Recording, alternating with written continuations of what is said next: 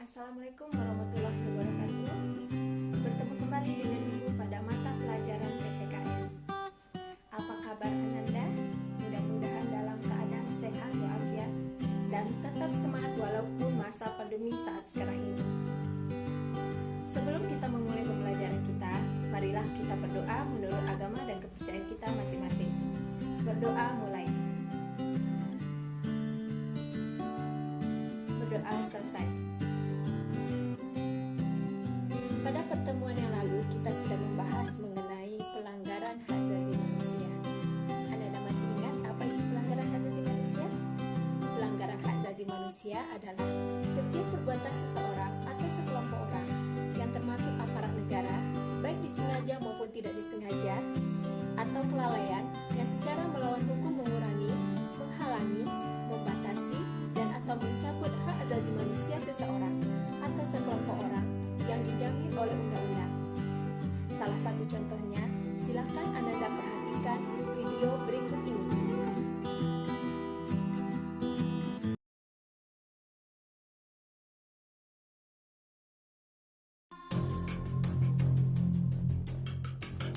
Jangan. Jangan. Jangan.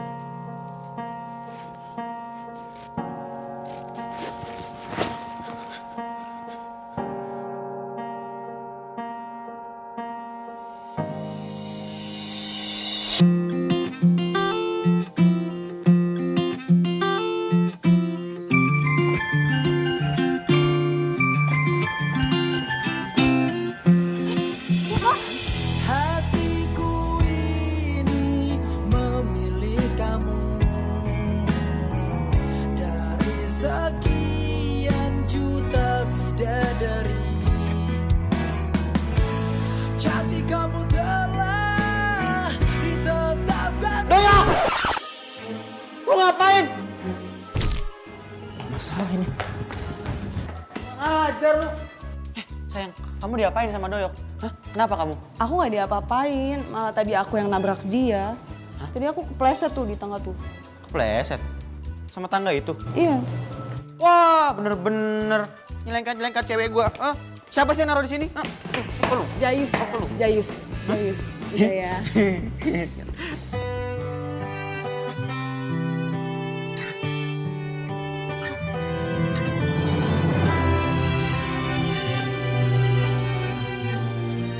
Gue gak mau dibully. Gue gak mau dibully. Gue gak mau dibully. Gue takut. Tunggu dulu, Gue gak mau dibully. Gue gak mau dibully. ini tertinggal, masih tersimpan di hatiku. Kanan. Jujur gugup jadinya. Rumah siapa, Pak? Ini rumah teman Papa dari SMA. Papa mau pinjam duit buat modal usaha Papa. Turun yuk.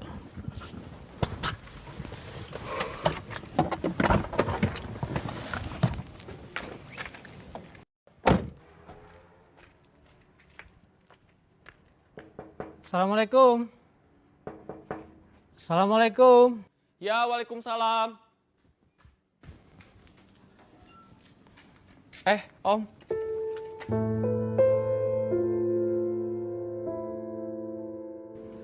Papa ada? Ada Om di dalam. Deh, kenalin. Ini anak Om. SMA, sama kayak kamu. Om ke dalam dulu. Ya, Om. Kamu ngobrol dulu deh ya.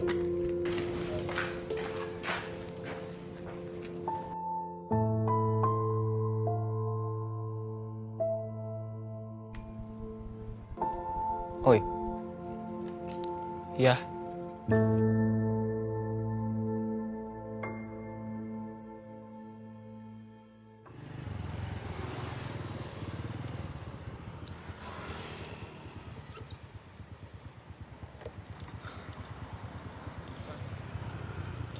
Dik, Iya, Bang. kalau ada yang ngebully lo lagi, lo bilang sama gue ya. Iya. Jadi lo masuk.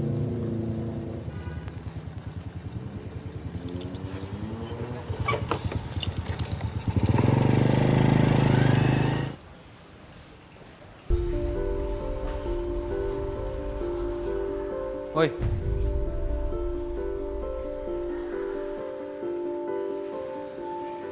Tumben lo telat. Tuh, tali sepatu.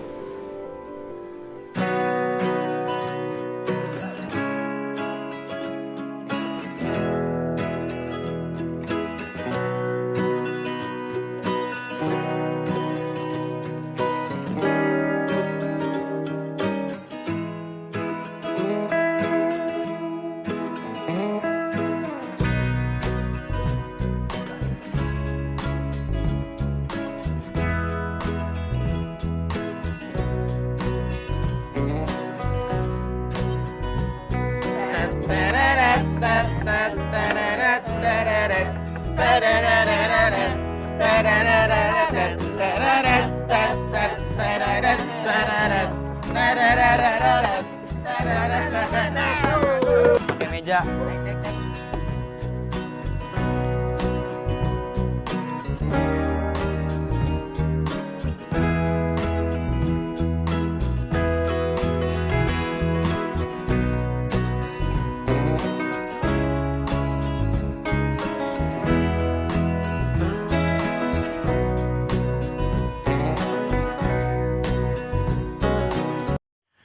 Dari tayangan di atas dapat kita simpulkan bahwasanya tindakan perundungan atau bullying itu merupakan tindakan pelanggaran hak asasi manusia, yang mana tindakan tersebut membuat seseorang tidak merasa nyaman, aman, dan merasa terintimidasi baik secara fisik maupun psikologi.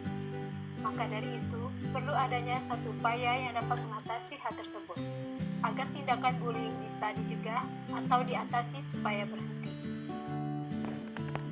Pada pertemuan kali ini, kita akan membahas mengenai upaya penegakan hak asasi manusia. Berdasarkan 3.12 menganalisis pelanggaran hak asasi manusia dalam perspektif Pancasila dalam kehidupan berbangsa dan bernegara. Indikator pencapaian kompetensi yang pertama menelaah upaya penegakan hak asasi manusia, yang kedua menelaah upaya penanganan kasus pelanggaran hak asasi manusia, yang ketiga menganalisis pembangunan harmonisasi hak dan kewajiban hak asasi manusia, yang keempat menyajikan hasil analisis pelanggaran hak asasi manusia dalam perspektif Pancasila dalam kehidupan berbangsa dan bernegara.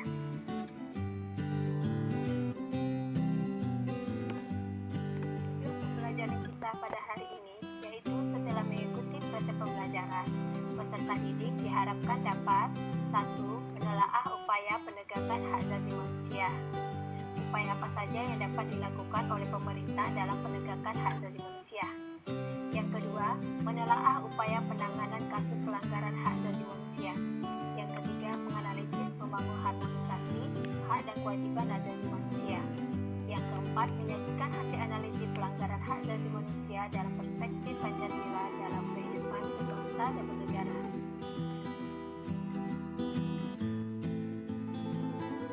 Upaya pemerintah dalam menegakkan hak asasi manusia. Pemerintah Indonesia dalam proses penegakan ini telah melakukan langkah-langkah strategis, di antaranya sebagai berikut.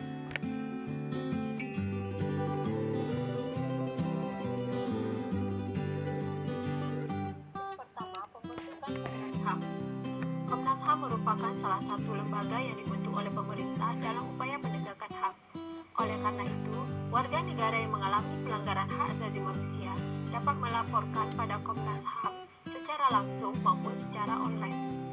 Komnas HAM dibentuk pada tanggal 7 Juni 1993 berdasarkan Kepres nomor 50 tahun 1993. Komnas HAM mempunyai wewenang sebagai berikut. Yang pertama, melakukan perdamaian pada kedua belah pihak yang bermasalah.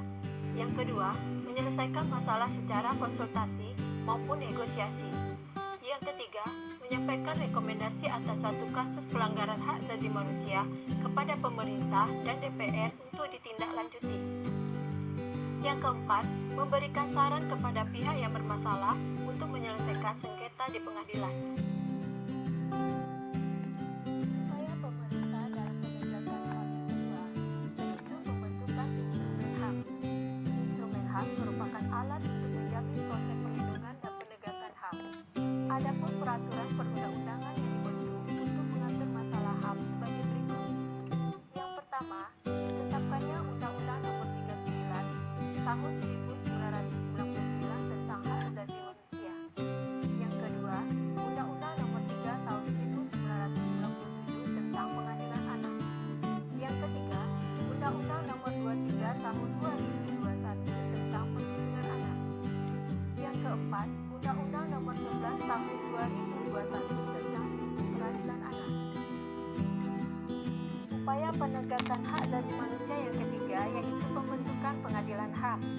Pengadilan HAM merupakan pengadilan yang khusus menangani pelanggaran HAM berat. Pengadilan HAM dibentuk berdasarkan Undang-Undang Nomor 26 Tahun 2000 tentang Pengadilan Hak Asasi Manusia. Tugas dan wewenang Pengadilan HAM diantaranya memeriksa dan memutus perkara pelanggaran HAM berat, serta memeriksa dan memutus perkara pelanggaran HAM berat yang dilakukan di luar batas teritorial wilayah negara Republik Indonesia oleh warga negara Indonesia.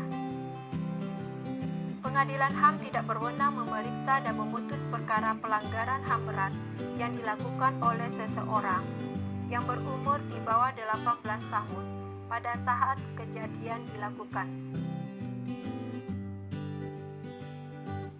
Upaya penanganan kasus hak asasi manusia dapat dilakukan dengan dua cara.